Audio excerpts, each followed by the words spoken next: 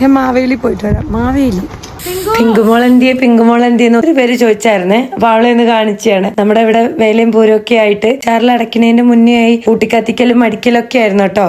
ഇന്ത്യയും എഴുത്തിമുടി ration card കൊണ്ടാ പോയിട്ടോ. ഞാൻ ആദ്യം കൂടെ ആയത് കാരണം കൊണ്ട് നമുക്ക് രണ്ടുപേരുടെ കാർഡും കുറച്ച് സാധനമൊക്കെ കിട്ടിട്ടോ. എല്ലാം കഴിഞ്ഞ് നമ്മള് വീട്ടിലെത്തി. വൈകിട്ട് നമ്മള് മോട്ടോർ കൂത്ത് കാണാൻ വേണ്ടി പോയിരിക്കുകയാണ്. മോട്ടോർ കൂത്ത് എല്ലാം കണ്ടു. പിന്നെ ഏട്ടൻ അവിടെ ഒരു ഹോട്ടലിൽ പോയിട്ട് ബിരിയാണി മേടിച്ചു തന്നു കേട്ടോ. ആദ്യം പിന്നെ കൂട്ടുകാരുടെ കൂടെ അർമാന്തിച്ച് നടക്കുകയാണ്. ഓനെന്തേലൊക്കെ കഴിച്ചു വരുമായിരിക്കും. അങ്ങനെ നമ്മള് തിരിച്ച് വീട്ടിലെത്തി. തൊട്ടടുത്ത ദിവസമാണ് വേല. അപ്പൊ വേല ആയി കഴിഞ്ഞ് രാവിലെ ഇതുപോലെ പിരിവാര് വരും, കൊട്ടും മേളം ഒക്കെ ഉമ്മർത്തെത്തും. പിന്നെ നമ്മള് കെട്ടിപ്പുറപ്പെട്ട് വൈകിട്ട് വേല കാണാൻ വന്നിരിക്കുകയാണ്. ഇത്തവണത്തെ വേലയ്ക്ക് ഒരുപാട് വിശേഷങ്ങളൊന്നും വീഡിയോ എടുക്കാൻ പറ്റിയില്ല. കാരണം നമ്മളെ വീട്ടിൽ തന്നെയായിരുന്നു വലിയ വേലയും മേളമൊക്കെ. എന്റെ ഏട്ടന്മാരും ഓരോ ഭാര്യമാരും കുട്ടികളും ചേച്ചി അനിയത്തിയോളും ഉണ്ണിയോളും എല്ലാരും കൂടെ ജഗ്ഗവൊക നമ്മളെ വീട്ടിൽ തന്നെ ഉണ്ടായിരുന്നു കേട്ടോ. അങ്ങനെ കുറെ കാലായിട്ടല്ല, ആദ്യമായിട്ട് ഞങ്ങൾ കൂടപ്പിറപ്പുകളും എല്ലാരും കുട്ടികളും മക്കളും ആയിട്ട് തവണ വേലയൊക്കെ ആഘോഷിച്ചിരുന്നേ. വേല കഴിഞ്ഞ് തൊട്ടടുത്ത ദിവസം രാവിലെ തന്നെ എല്ലാം വെട്ടിയും പ്രമാണം കൊടുത്ത് മണ്ണുകയും ചെയ്തു. താലപ്പൊലിയും കൂടെ കഴിഞ്ഞു പോവാന്ന് ഞാൻ കുറെ പറഞ്ഞാണ്. വേലയുടെ മേളം കണ്ടില്ലേ,